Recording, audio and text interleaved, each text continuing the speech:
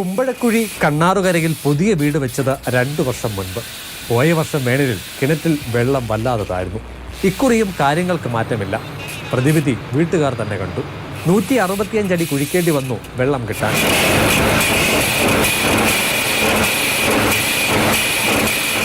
അടിക്കുമ്പോൾ ഞാൻ ശ്രദ്ധിക്കുന്നുണ്ടായിരുന്നു, പ്രാർത്ഥിച്ചു നിൽക്കുകയായിരുന്നു. സന്തോഷമായി പ്രാർത്ഥിച്ചുകൊണ്ടിരിക്കുമായിരുന്നു.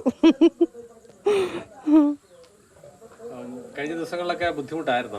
വലിയ ബുദ്ധിമുട്ടില്ലായിരുന്നു, നമുക്ക് കിണറ്റിലുണ്ടായിരുന്നു. പിന്നെ ഈ 2 മാസം ഇച്ചിരി ബുദ്ധിമുട്ടായിരുന്നു.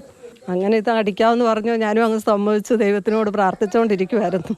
ദൈവം ഏതായാലും ഇത്രയും കരുണ ചെയ്തു.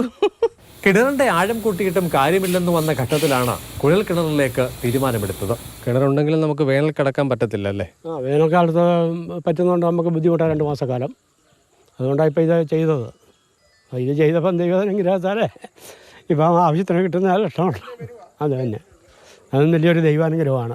ജില്ലയിൽ ശരാശരി 400 കുഴൽക്കിണറുകൾ ഒരു വർഷം കുഴിക്കപ്പെടുന്നുവെന്നാണ് ഭൂഗർഭ ജലവിഭാഗം വ്യക്തമാക്കുന്നത്.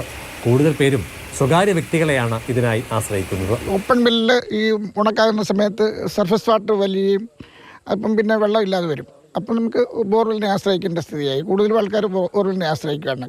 അതായത് കോന്നി, ചിറ്റാർസ്, തൊടുവയ്യാറ്റുപുഴ ആ മേഖലകളിലെല്ലാം, അങ്ങുമൊഴി, റാന്നി മേഖലകളിലെല്ലാം ബോർവെല്ലിനെ ആശ്രയിക്കുക കൂടുതലും ആൾക്കാർ. കുഴൽക്കിണറുകളിൽ അധികവും ഗാർഹിക ആവശ്യത്തിനുള്ളതാണ്. ജലസേചനമാണ് പിന്നീടുള്ളത്. കുപ്പിവെള്ള കമ്പനികളുമുണ്ട്. 12 കമ്പനികളാണ് ഉള്ളതെങ്കിലും 6 എണ്ണമാണ് പൂർണ്ണതോതിൽ പ്രവർത്തിക്കുന്നത്. 15,000 ലിറ്റർ വീതം എടുക്കാനാണ് ഇവയ്ക്കുള്ള അനുമതി. മാതൃഭൂമി ന്യൂസ്, പത്തനംതിട്ട.